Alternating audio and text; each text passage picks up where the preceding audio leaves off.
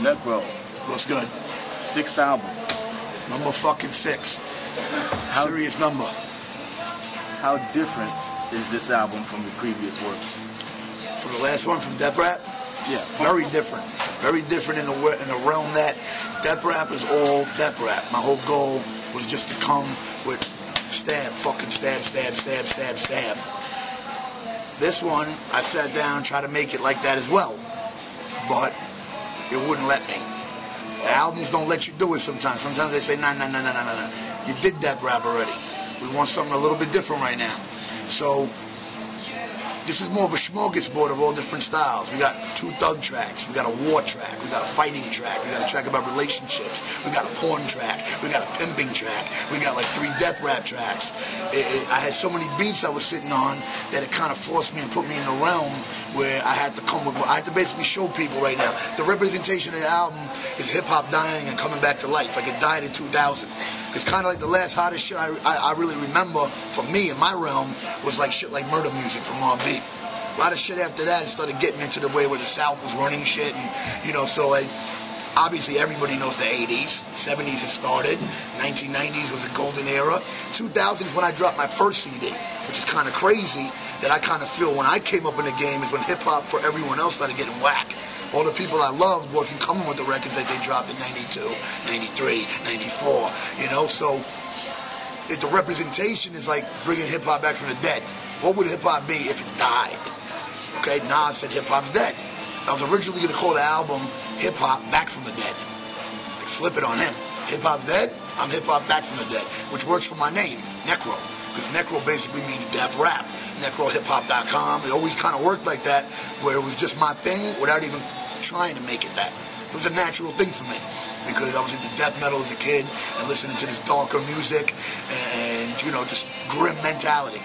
So with this record, it was kind of like die. It was like it needed to be, if it's going to be hip-hop back from the dead, it can't just be death rap. It's got to be like that cadaver that's hip-hop. He's got to be thugging it because he's repping hip-hop. He's got to have that relationship shit to rep for them. It kind of just worked out where I was open to make the record with all different styles. You know what I mean? And I think it's better because if I had dropped a record that was just all death, everybody would go, oh, the same shit. People really can't debate me that this record sounds like the last one. It doesn't. I heard it. There's actually not much depth on it. It's a lot of ass whooping, but it ain't much, you know. Yeah, I mean, so I can hear the similarities, but I wanted you to kind of touch on. I mean, well, yeah, you know. Yeah, I mean, you know, when we talk about death, you know, it's like I view death as like in many different angles. You know what I mean? Like there's life and death, night and day, on and off, yes and no. You know what I mean? So it's kind of like. Everything definitely ain't all on this side, you know what I mean? But it definitely ain't all on that side.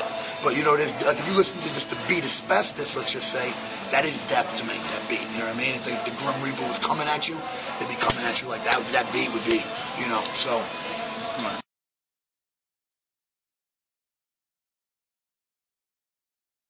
Now, what are some of your influences? I mean, I can hear on this album, I can hear Big Pun and I can hear Cool G Rap. But as far as some of the themes, Big Pun never an influence of mine. Let's make that clear. Okay, rapping way before Big Pun dropped. I'm not saying definite. You weren't. But definite. Of course, G-Rap. Well, Pun comes from G-Rap, so I guess you can. And I come from G-Rap too. You know, same way when Pun met G-Rap, he met G-Rap and I heard he got down on his knees and saluted.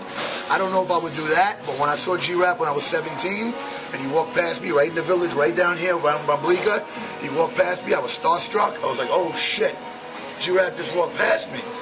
I said, imagine if I don't run up on him right now and tell him how much I love his shit. How many other people might feel the same way, and then he'll never feel the love. I turned my ass right around. He was at least 20 feet away.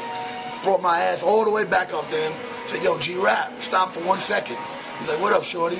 I was like, yo, man, respect, man. You're the illest ever. You know what I mean? Props, man. You know what I mean? Because I had to tell you that.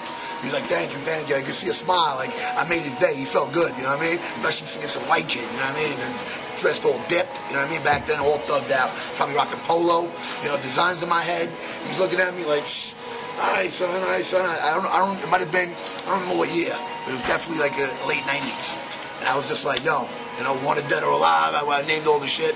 So I mean, yeah, G-Rap influenced everybody. There wouldn't be Nas, there wouldn't be Prodigy, there wouldn't be Pun, there wouldn't be me, there wouldn't be a lot of people.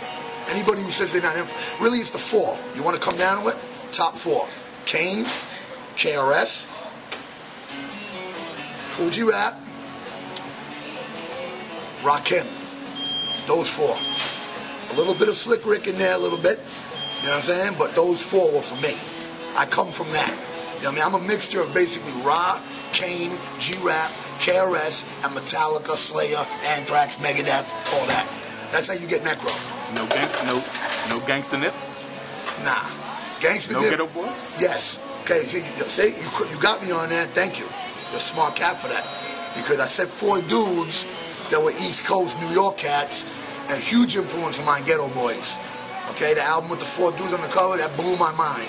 First dudes that ever ripped Scarface constantly all over the album, cut up, beautiful. There wouldn't be a Necro without Ghetto Boys. Without that, the shit that they did on there.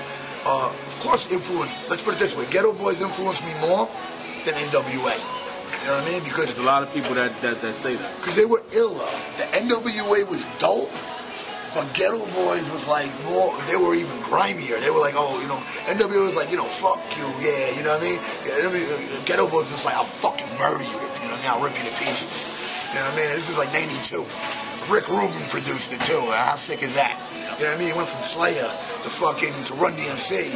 Like, always his hand in everything, bro. And his hand in that record too. So when you say Gangsta Nip, I never heard of Gangsta Nip until later. Way years later, people were telling me that he was involved in influencing. Hold on one second.